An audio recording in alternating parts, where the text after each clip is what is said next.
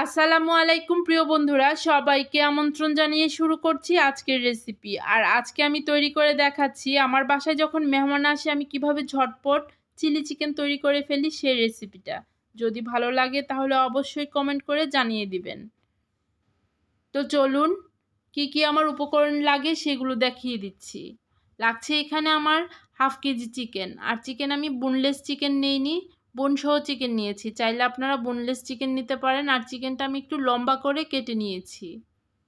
লাগছে আমার ক্যাপসিকাম, এখানে আমি 3 রঙের ক্যাপসিকাম নিয়েছি। চাইলে আপনারা 1 রঙের ক্যাপসিকাম দিয়ে করতে পারেন। আর ক্যাপসিকাম দেখা সুন্দরের জন্য 3 রঙের নিয়েছি, স্বাদে কিন্তু কম বেশি হবে না। নিয়েছি এখানে কর্নফ্লাওয়ার, লাগছে এখানে পেঁয়াজ, আর আমি পেঁয়াজটা কিউব করে কেটে নিয়েছি। লাগছে কাঁচামরিচ, লাগছে এখানে রসুন কুচি, তেল, স্বাদ অনুযায়ী লবণ।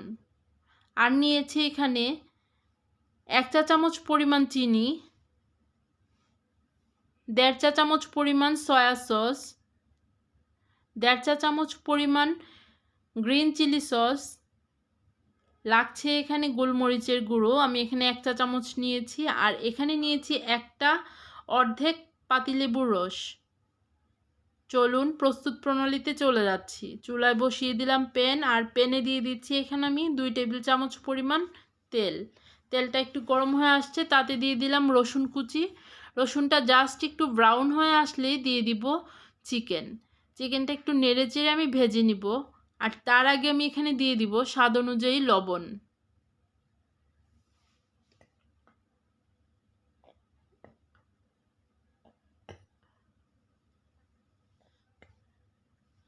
আর তাতে এখন দিয়ে দিব আমি গোলমরিচের গুঁড়ো।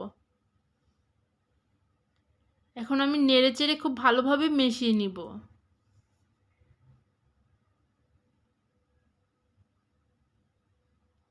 মেশানো হয়ে গেলে তাতে আমি দিয়ে দিচ্ছি এখন সয়া সস,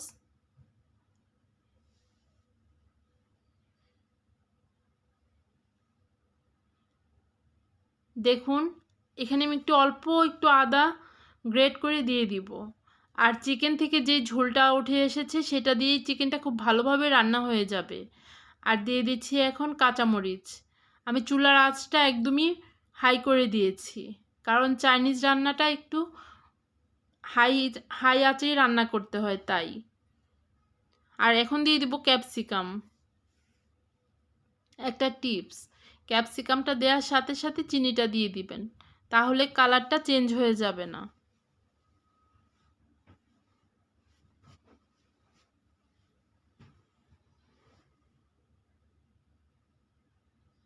আর চিনি কিন্তু টেস্ট বাড়ায়, তাই আমি চিনিটা এখনই দিয়ে দিলাম। এখন দিব আমি গ্রিন চিলি সস।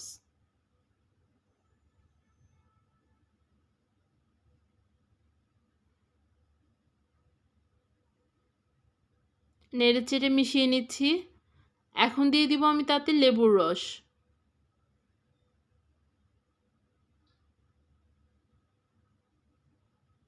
আর দিব পেঁয়াজ।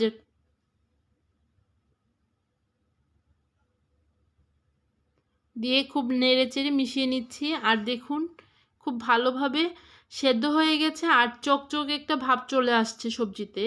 আর এই মুহূর্তে আমি দিয়ে দিব কর্নফ্লাওয়ার যে গুলিয়ে রেখেছিলাম সেই কর্নফ্লাওয়ারটা।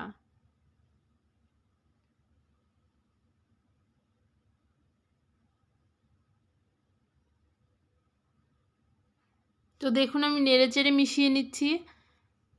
আসলে ঝোলটা হচ্ছে যার যার পছন্দ অনুযায়ী দিবেন, যে যেরকম ঝোল খেতে পছন্দ করেন ঠিক সেরকম ঝোল দিবেন। তো আমার রান্না কমপ্লিট হয়ে গেছে। চলুন আমি পরিবেশন করে দেখাচ্ছি।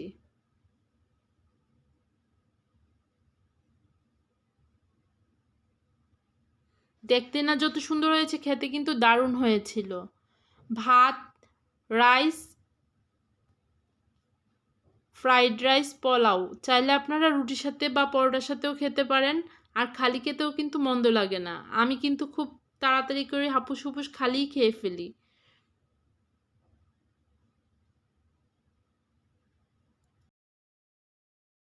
আজকে এখানেই বিদায় নিচ্ছি। সবাই ভালো থাকুন, সুস্থ থাকুন। আল্লাহ হাফেজ।